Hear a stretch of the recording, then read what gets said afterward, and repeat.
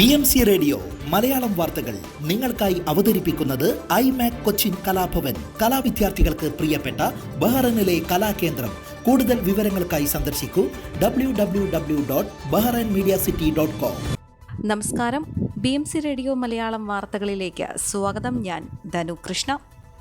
International institute for strategic studies regional security ഉച്ചകോടി 20-ാം പതിപ്പ് മനാമ ഡയലോഗ് 2024 തുടക്കമായി. ബഹ്റൈനിലെ റിഡ്സ് കാൾട്ടണിൽ തുടങ്ങിയ സമ്മേളനത്തിൽ വിദേശകാര്യമന്ത്രി ഡോക്ടർ അബ്ദുൽ ലത്തീഫ് ബിൻ അൽ സയാനി മുഖ്യ പ്രഭാഷകനായിരുന്നു. 50-ലധികം രാജ്യങ്ങളിൽ നിന്നുള്ള നയതന്ത്രജ്ഞർ, സുരക്ഷാ വിദഗ്ധർ, ജിയോ പൊളിറ്റിക്കൽ വിദഗ്ധർ എന്നിവരുൾപ്പെടെ 500-ലധികം പ്രതിനിധികളാണ് സമ്മേളനത്തിൽ പങ്കെടുക്കുന്നത്. മിഡിൽ ഈസ്റ്റേൺ രാജ്യങ്ങളുടെ അഭിവൃദ്ധിയും സുരക്ഷയും ഉൾപ്പെടെയുള്ള വിഷയങ്ങൾ സമ്മേളനം ചർച്ച ചെയ്യും. ഇന്ത്യൻ വിദേശകാര്യമന്ത്രി ഡോക്ടർ എസ് ജയശങ്കർ, UAE നയതന്ത്ര ഉപദേഷ്ടാവ് ഡോക്ടർ അൻവർ ഗർഗാഷ് അടക്കം പ്രമുഖർ സമ്മേളനത്തിൽ പങ്കെടുക്കുന്നുണ്ട്. ആണവ വ്യാപനമുണ്ടാകുന്ന വെല്ലുവിളിയടക്കം ഉച്ചകോടിയിൽ 7 പ്ലിനറി സെക്ഷനുകൾ സ്ഥിരീകരിച്ചതായും സംഘാടകർ പറഞ്ഞു. ആദ്യ 4 ശനിയാഴ്ചയും ബാക്കി 3 ഞായറാഴ്ചയും നടക്കും. ശനിയാഴ്ച നടക്കുന്ന ആദ്യ plenary section 20 year of dialogue ആയിരിക്കും. സംഘർഷത്തോടുള്ള രാഷ്ട്രീയവും സൈനികവുമായ പ്രതികരണങ്ങൾ, പ്രാദേശിക സമാധാനത്തിനായുള്ള അറബ് സംരംഭങ്ങൾ, മിഡിൽ ഈസ്റ്റ് സെക്യൂരിറ്റിയിലേക്കുള്ള അന്താരാഷ്ട്ര സമീപനങ്ങൾ എന്നിവയിൽ ചർച്ച നടക്കും. ആദ്യ മനാമ ഡയലോഗ് നടന്നതിൻ്റെ 20-ാം വാർഷികമാണിത്. കഴിഞ്ഞ 26 വർഷത്തെ മനാമ ഡയലോഗ് 75 ദശലക്ഷത്തിലധികം ആളുകൾ കണ്ടതാണ്. കഴിഞ്ഞ വർഷം മുഖ്യപ്രഭാഷണം കിരീടാവകാശിയും പ്രധാനമന്ത്രിയുമായ prince Salman bin Hamad al ഖലീഫയാണ് നിർവഹിച്ചത്. 56 രാജ്യങ്ങളിൽ നിന്നുള്ള 568 പ്രതിനിധികൾ പങ്കെടുത്തിരുന്നു. Bahrain tourism and exhibition authority celebrated Bahrain 2024 season പ്രൊമോഷന്റെ ക്യാമ്പയിനിന്റെ ഭാഗമായി മുഹറക് നൈറ്റ്സിന് പ്രൗഢമായ തുടക്കം. ഈ മാസം 30 വരെ യുനെസ്കോ സംരക്ഷിത സ്മാരക പട്ടികയിലുള്ള പേളിംഗ് പാത്തിൽ നടക്കുന്ന മുഹറക് നൈറ്റ്സ് കാഴ്ചക്കാർക്ക് അതുല്യമായ അനുഭവം പ്രദാനം ചെയ്യും. കുട്ടികളുടെ പ്രോഗ്രാമുകൾ, കരകൗശല പ്രദർശനങ്ങൾ, ഭക്ഷണം, സംഗീതം എന്നിവയുൾപ്പെടെയുള്ള സർഗാത്മകവും സംവേദനാത്മകവുമായ പ്രവർത്തനങ്ങളുടെ വൈവിധ്യമാർന്ന സംയോജനമാണ് ഒരുക്കിയിരിക്കുന്നത്. പ്രവേശനം സൗജന്യമാണ്. ഞായർ ബുധൻ വൈകിട്ട് 5 മുതൽ 10 വരെയും വ്യാഴം ശനി വൈകിട്ട് 5 മുതൽ അർദ്ധരാത്രി വരെയുമാണ് ഫെസ്റ്റിവൽ. ബഹ്റൈന്റെ സമ്പന്നമായ ചരിത്രം ആഘോഷിക്കുന്ന സാംസ്കാരിക പരിപാടികളും പ്രദർശനങ്ങളുമാണ് പരിപാടിയുടെ ഭാഗമായി നടക്കുക. പേളിംഗ് പാത്തിലുടനീളം സഞ്ചാരികളെയും കലാസ്വാദകരെയും ആകർഷിക്കുന്ന പരിപാടികളാണ് ഒരുക്കിയിരിക്കുന്നത്. ബഹുവർണ്ണങ്ങളിൽ പേളിംഗ് പാത്താകെ അണിഞ്ഞൊരുങ്ങിക്കഴിഞ്ഞു. ബഹ്റൈന്റെ തനത് സാംസ്കാരിക സമ്പത്ത് വിശദമാക്കുന്ന കലാപരിപാടികളാണ് വിവിധ വേദികളിലായി നടക്കുക. മുഹറക്കിലാകെ ഉത്സവ പ്രതീതി സൃഷ്ടിച്ചുകൊണ്ട് ഒരുക്കം പൂർത്തിയായി കഴിഞ്ഞു. സെലിബ്രേറ്റ് ബഹ്റൈന്റെ ഭാഗമായി ഡിസംബറിലുടനീളം വൈവിധ്യമാർന്ന വിനോദ പരിപാടികളാണ് രാജ്യത്ത് നടക്കുക. Heritage village festival, Manama nights എന്നിവ വരും ദിവസങ്ങളിൽ കലാസ്വാദകരെ ആകർഷിക്കും. അവിസ്മരണീയ അനുഭവമായിരിക്കും ഈ സീസൺ കാഴ്ചക്കാർക്ക് സമ്മാനിക്കുകയെന്ന് ടൂറിസം മന്ത്രിയും BTE ചെയർപേഴ്സണുമായ Fatima bin Jaffar Al Sairafi പറഞ്ഞു. സ്പോർട്സ്, ഷോപ്പിംഗ്, വാട്ടർ അഡ്വഞ്ചറുകളടക്കം പൗരന്മാർക്കും താമസക്കാർക്കും സന്ദർശകർക്കും അതുല്യമായ അനുഭവങ്ങൾ സൃഷ്ടിക്കുന്ന പരിപാടികളാണ് വരാൻ പോകുന്നത്. ഡിസംബർ 7 മുതൽ എല്ലാ ശനിയാഴ്ചകളിലും അൽ ബുദയ്യ ബൊട്ടാണിക്കൽ ഗാർഡനിൽ ഫാർമേഴ്സ് മാർക്കറ്റ് നടക്കും. പ്രാദേശിക ഉൽപ്പന്നങ്ങൾ വാങ്ങാൻ കുടുംബങ്ങൾക്ക് അസുലഭ അവസരമാണിത്. ഡിസംബർ 10 അൽദാന ആംഫി തിയേറ്ററിൽ എമിനന്റ് കൺസൾട്ടന്റ് അവതരിപ്പിക്കും. ഡിസംബർ 15 ബഹ്റൈൻ കലാകാരന്മാരായ ഖാലിദ് അൽ ഷൈഖ്, ഹിന്ദ് മുഹമ്മദ് അൽ ബക്രി, സമാവ അൽ ഷൈഖ് എന്നിവർ പങ്കെടുക്കുന്ന ബഹ്റൈനി നൈറ്റും ആരംഭിക്കും. ഡിസംബർ 26 മജീദ് അൽ മോഹൻദാസ് അവതരിപ്പിക്കുന്ന കൺസൾട്ട്, ഡിസംബർ 28 ലയണൽ റിച്ചി അരങ്ങിലെത്തുന്ന പരിപാടി എന്നിവ എക്സിബിഷൻ വേൾഡിൽ നടക്കും. ഇവന്റുകളുടെയും എക്സ്ക്ലൂസീവ് ഓഫറുകളുടെയും വിശദാംശങ്ങൾ വെബ്സൈറ്റിലും ലഭ്യമാണ്. ബ്ലഡ് ഡൊണേഴ്സ് കേരളയും പവിഴദ്വീപിലെ പൊന്നാനിക്കാരും സംയുക്തമായി സൽമാനിയ മെഡിക്കൽ കോംപ്ലക്സ് ബ്ലഡ് ബാങ്കിൽ രക്തദാന ക്യാമ്പ് സംഘടിപ്പിച്ചു. ക്യാമ്പിൽ 100-ലധികം പേർ രക്തം നൽകി.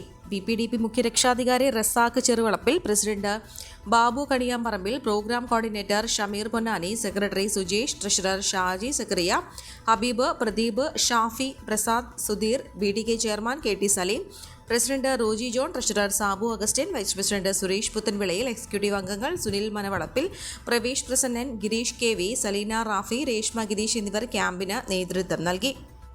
KCA-BFC the Indian talents gun 2024 group song Hindi Malayalam വിജയികളെ പ്രഖ്യാപിച്ചു. 1-ാം സ്ഥാനം ടീം ടൈനി ഏഞ്ചൽസ്, 2-ാം സ്ഥാനം അവർ കിഡ്സ്, 3-ാം സ്ഥാനം ടീം ഇതളുകൾ group song Hindi Malayalam seniors, 1-ാം സ്ഥാനം ടീം അമൃതവർഷിനി, 2-ാം സ്ഥാനം ടീം റൈസിംഗ് സ്റ്റാർസ്, 3-ാം സ്ഥാനം ടീം റിതം റോക്കേഴ്സ് എന്നിവർ കരസ്ഥമാക്കി.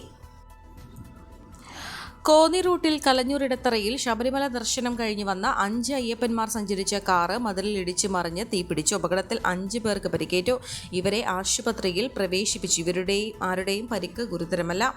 Grade assistant station officer Shajimon, fire and rescue ഓഫീസർമാരായ Rajeev, Manoj, Praveen Kumar, Jayakrishnan, Sujilal Senkumar, senior fire and rescue officer Sunil Kumar, fire and rescue officer Ajeesh, home guard Ranjith എന്നിവർ രക്ഷാപ്രവർത്തനത്തിൽ പങ്കെടുത്തു. കോന്നി അഗ്നിരക്ഷാസേനയും സ്ഥലത്ത് എത്തിയിരുന്നു. പാലോട് ഇളവട്ടത്ത് ഭർതൃവീട്ടിൽ നവവധു ഇന്ദുജയെ തൂങ്ങി മരിച്ച നിലയിൽ കണ്ടെത്തിയ സംഭവത്തിൽ ഭർത്താവിന്റെ സുഹൃത്ത് കസ്റ്റഡിയിൽ. അഭിജിത്തിന്റെ സുഹൃത്ത് അജാസിനെ പോലീസ് ചോദ്യം ചെയ്തു വരികയാണ്. മരിച്ച ഇന്ദുജയുമായി അടുത്ത ബന്ധമുണ്ടായിരുന്ന അജാസിനെയാണ് പോലീസ് പറയുന്നു. ഇന്ദുജയെ അജാസാണ് മർദ്ദിച്ചതെന്നും സൂചനയുണ്ട്. കസ്റ്റഡിയിൽ എടുത്തപ്പോൾ അജാസും അഭിജിത്തും വാട്സ്ആപ്പ് ചാറ്റുകളെല്ലാം ഡിലീറ്റ് ചെയ്ത ശേഷമാണ് എത്തിയതെന്നും പറയുന്നു. ഇതിനിടെ ഇന്ദുജയെ ഭർത്താവ് കൊലപ്പെടുത്തിയതാണെന്ന ആരോപണവുമായി ബന്ധുക്കൾ രംഗത്തെത്തിയിരിക്കുകയാണ്. മകളെ അഭിജിത്ത് ഉപദ്രവിച്ച് കെട്ടിത്തൂക്കി കൊന്നതാണെന്നും പിതാവ് ആരോപിച്ചു. ചേച്ചി ഒരിക്കലും ആത്മഹത്യ ചെയ്യില്ലെന്നും ഇന്ദുജയുടെ സഹോദരൻ ഷിനുവും പറയുന്നു. ഇന്ദുജയുടെ ശരീരത്തിൽ മുറിവേറ്റ പാടുകളുണ്ടെന്ന് ഇൻക്വസ്റ്റിൽ കണ്ടെത്തിയതിന് പിന്നാലെയാണ് ബന്ധുക്കളുടെ പ്രതികരണം. സംഭവത്തിൽ ദുരൂഹതയുണ്ടെന്നും കൊലപാതകത്തിന് കേസെടുത്ത് അന്വേഷിക്കണമെന്നും അവർ ആവശ്യപ്പെട്ടു. കണ്ണിന് സമീപത്തും ശരീരത്തിന്റെ മറ്റു ഭാഗങ്ങളിലും മർദ്ദനമേറ്റതിന് സമാനമായ പാടുകളാണുള്ളതെന്നും ഇൻക്വസ്റ്റ് റിപ്പോർട്ടിൽ പറയുന്നു. 4 മാസം മുൻപാണ് ഇന്ദുജയെ അഭിജിത്തിന്റെ വീട്ടിൽ നിന്ന് വിളിച്ചിറക്കി കൊണ്ടുപോയതെന്നും അടുത്തിടെ മകൾ വീട്ടിലെത്തിയപ്പോൾ ശരീരത്തിൽ മർദ്ദനമേറ്റ പാടുകൾ ഉണ്ടായിരുന്നുവെന്നും പിതാവ് പറഞ്ഞു.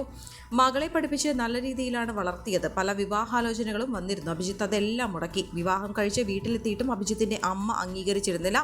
അവൾക്ക് വീട്ടിൽ സ്ഥാനമില്ലെന്നാണ് പറഞ്ഞത്. ഇവരെല്ലാം ചേർന്നാണ് മകളെ ഉപദ്രവിച്ചതെന്നും ഇന്ദുജയുടെ പിതാവ് പറഞ്ഞു.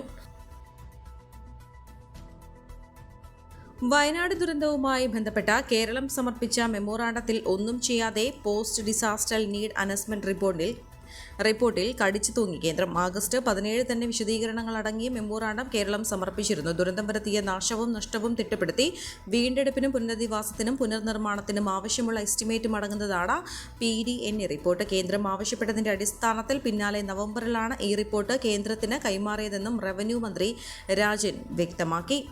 20,200 കോടി രൂപയാണ് പോസ്റ്റ് ഡിസാസ്റ്റർ നീഡ് അസസ്മെന്റിൽ കേരളം ചൂണ്ടിക്കാട്ടിയത്. ഈ റിപ്പോർട്ടാണ് കേരളം വൈകിപ്പിച്ചുവെന്ന നിലയിൽ ഇപ്പോൾ സഹായ നിഷേധത്തിന് കേന്ദ്രം പിടിവള്ളിയാക്കുന്നത്. ഈ വാർത്തയോടുകൂടെ BMC റേഡിയോ മലയാളം വാർത്തകൾ സമാപിക്കുന്നു. നന്ദി, നമസ്കാരം.